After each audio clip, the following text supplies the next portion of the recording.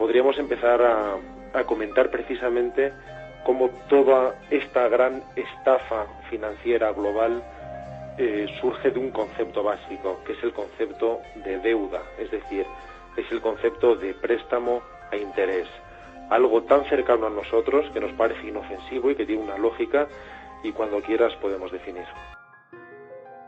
Lo primero que no tenemos que pensar es precisamente en las entidades bancarias, domésticas o pequeñas a las que tenemos acceso, dado que ellos mismos son los primeros desconocedores del verdadero funcionamiento global. Más bien tendríamos que pensar en los bancos centrales, en el Banco Central Europeo o en la Federal Reserve americana. Si yo os dijera que la potestad de crear dinero, es decir, de fabricar dinero en Estados Unidos, por ejemplo, de fabricar dólares, no corresponde al gobierno de los Estados Unidos, sino a una entidad privada, ¿qué me diríais?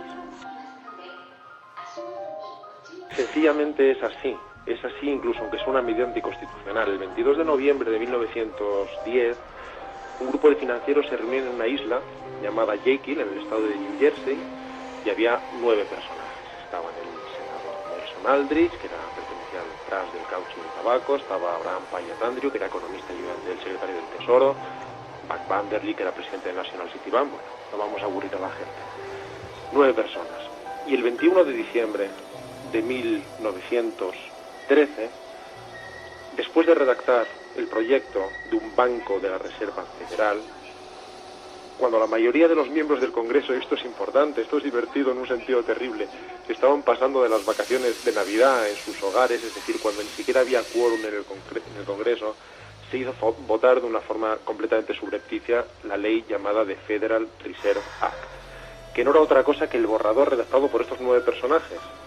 Esta ley autorizaba el establecimiento de una corporación de la Reserva Federal, entidad privada, con fondos iniciales privados y dirigida con un consejo de directores. ¿Qué significa esto en la práctica? Significa que en ese mismo instante el Estado pierde la soberanía de crear su propia moneda. A partir de ese momento, el Estado, si quiere emitir moneda, se la tiene que pedir prestada a una empresa privada. ¿Y esta empresa privada qué tiene? Tiene una imprenta. Esto es lo que tiene, una imprenta. Eso es lo que es un banco.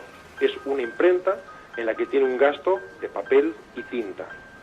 Entonces ahora vamos a entender muy bien cuál es ese mecanismo casi satánico y maquiavélico de la deuda. Imaginemos que cualquiera de vosotros tiene esa imprenta e imprime pues $1.000.000, porque el Estado necesita ese $1.000.000. Tiene narices, el Estado lo necesita y se lo tiene que pedir una entidad privada. Tú lo imprimes, le das a la palanca varias veces arriba y abajo hasta que sale el $1.000.000 y se lo prestas. Y por supuesto, como se lo prestas a crédito. Por ejemplo, vamos a imaginarnos que un 10%. Si tú le prestas 1.000.000 al Estado para que él te devuelva cuando pueda ese millón más un 10% de interés, pero tú no has imprimido nunca ese 10% de interés, ¿cómo te lo pueden devolver? Nunca te lo podrán devolver, porque tú has imprimido 1.000.000, no has imprimido 1.100.000 dólares. Ese es el mecanismo por el que se tiene control sobre absolutamente todo, empezando por los países. Por eso todos los países están ahogados por la deuda externa, una deuda absolutamente imposible de pagar, porque sencillamente no existe. Porque es una de las conspiraciones, ya que la estamos llamando así, que mejor ha funcionado en la historia del mundo, porque nadie ni por un momento, ni por un solo segundo se la cuestiona. Y eso es lo que hace que sea tan absoluta y diabólicamente eficaz. No hace muchos años, hace menos de una década, el primer ministro canadiense hizo una encuesta a muchos sectores de la población, preguntándoles de dónde provenía el dinero, porque damos por hecho que el dinero surge. No, la verdad es que no damos por hecho nada, sencillamente es algo que está ahí, del mismo modo que están ahí los armarios de caoba. Y cuando se hizo esta encuesta, lo cierto es que nadie sabía justificar cuál era el origen del dinero, en qué se fundamentaba, e incluso extendiendo esta encuesta a empleados bancarios, el resultado fue idéntico. Es algo que nadie jamás se cuestiona. Nunca se ha hecho una película taquillera en Hollywood sobre el origen del dinero, se ha hecho sobre cualquier ejemplo que se nos pueda ocurrir, y algunas incluso conspiraciones realmente complicadas y delicadas, pero jamás sobre esto. Y ahí radica probablemente su diabólica eficacia. A partir de los años 80 también se promovió una ley que hacía que a partir de ese momento el Estado no tuviera la potestad de fabricar su propio dinero. Daos cuenta de lo que es eso. Eso es vender conscientemente a tu pueblo, vender conscientemente a tus ciudadanos. Y a partir de ese momento, para conseguir dinero había que pedirlo prestado a los bancos. Vamos a ir un poco hacia atrás. Nosotros, al principio, podemos creer que el dinero, y que evidentemente es una especie de vale, es una especie de convención, solamente son unos papelitos, que se consiguen en virtud del oro que uno realmente tenga. Se supone que esa es la verdadera riqueza. En su momento, como ese era durante muchos siglos y milenios, era el patrón de medida, se consideraba que era lo que se llama signo, es decir, el signo es el oro. Teóricamente, en virtud del oro que un banco tiene, en virtud del oro que un país tiene, puede fabricar más o menos vales, es decir, más o menos billetes, más o menos dinero. Es más, nuestros padres y nuestros abuelos aún recordarán determinados billetes en los que ponía que eran convertibles y cambiables por oro en el Banco de España. Se suponía que ese oro existía y que estaba en alguna parte. Pero en un momento dado se infló de tal manera y artificialmente la cantidad de dinero que ya no respondía en absoluto al oro, y ahora hablaremos por qué, se pasó a considerar el signo directamente el dólar. Es decir, directamente un trozo de papel abstracto que crea una corporación privada. Actualmente, ni siquiera los estados son soberanos y fabrican el dinero, sino que dependen de un banco central. En nuestro caso, el Banco Central Europeo. Y lo que poca gente sabe es que el Banco Central Europeo es en la práctica una ventanilla de la Reserva Federal. Eso significa que aunque vivamos esta especie de ficción de que el euro está fuerte y que el dólar está débil, en realidad nosotros solamente podemos fabricar euros en virtud de la divisa que podamos tener acumulada en el Banco Central. Cuando me refiero a la divisa, me refiero a dólares.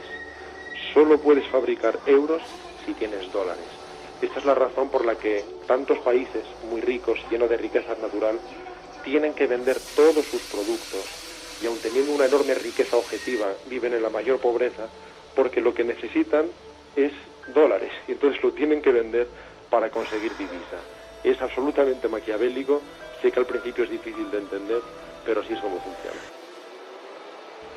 De repente alguien descubre que solo el 10%, y lo voy a hacer breve, del dinero acumulado es periódicamente reclamado por la gente para sus operaciones habituales. Pensemos en cualquiera de nosotros. Tenemos una cantidad X en el banco, generalmente limitada, pero X en cualquier caso, y normalmente no disponemos de toda esa cantidad. Es muy raro, muy pocas veces sucede eso. O bien uno tiene muy poco dinero en el banco, o bien uno se compra algo muy grande. Y en general, cuando uno se compra algo de golpe, tampoco saca el dinero de golpe, lo que hace es una transacción bancaria. De manera que el dinero efectivo, el dinero contante y sonante, que se mueve, es muy limitado, solo el 10%. Eso significa que hay un 90% de dinero que descubrieron que se podía represtar como si lo tuvieran, de manera que en el acto el dinero creció de 10 a 100, es decir, de 100 supuestas monedas existentes, solo existen 10 reales y el resto se inventan. Lo curioso es que esto es absolutamente legal ahora mismo. Es lo que se llama un sistema fiduciario, que es el que sostiene nuestro sistema bancario y que significa literalmente que está sostenido en la fe. Esta parte de esta gran estafa surgió modernamente en el año 1794 en el Banco de Inglaterra, cuando se les permitió, de repente, a los banqueros poder crear dinero con una proporción de 2 a 1. Aún no era la proporción de 9 a 1 actual, de 2 a 1. Y actualmente incluso esa de 10 contra 100, es decir, que solo el 10% del dinero que existe en el mundo en realidad es real, es decir, puede tocarse, puede olerse, en realidad es aún inferior. Ya estamos por debajo del 5%. Y este sistema, que precisamente se crea tal y como decías, a partir del préstamo, hace que además no haya marcha atrás, no hay escapatoria. Podríamos decir, si se pagara toda la deuda, todo esto acabaría. En primer lugar, toda la deuda, tal y como hemos aprendido, es imposible de pagar, porque ese dinero no existe, y como no existe, no se podrá pagar jamás. Y además, si se pudiera pagar porque bajara Dios al mundo y arreglara las cosas para que pudiera ser de esa manera, todo el sistema colapsaría.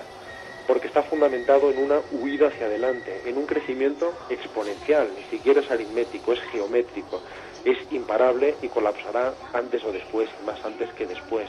Pero en el momento en que dejara de haber préstamos, que dejara de haber créditos, colapsaría en el acto, porque precisamente el dinero se crea de la nada, de forma virtual, en virtud de estos préstamos. Cada vez que uno presta esta cantidad de dinero, está creando esa misma cantidad multiplicada por 10 en disponibilidad por el banco. Se la intercambian entre ellos, unos a otros, pero son solamente anotaciones contables, insisto. Y basta con que cualquiera de nosotros vaya mañana al banco y pida 6.000 euros, 3.000 euros. No nos los van a dar, no los tienen. No los tienen. Nos van a decir que volvamos pasado mañana. Nosotros nos creemos que tienen grandes arcas en los sótanos, con enormes cajas de seguridad, y que si vamos a otear nuestro dinero cada día, lo podremos ver y sabremos que está durmiendo en paz. Pero no es así, y estoy hablando de 6.000 miserables euros. Para haceros una idea, eso significa que en la práctica todos los bancos están literalmente al borde de la quiebra. Y solo existen porque se permite que existen, porque si no colapsaría el sistema económico y todo el país quedaría sumido en la más absoluta pobreza.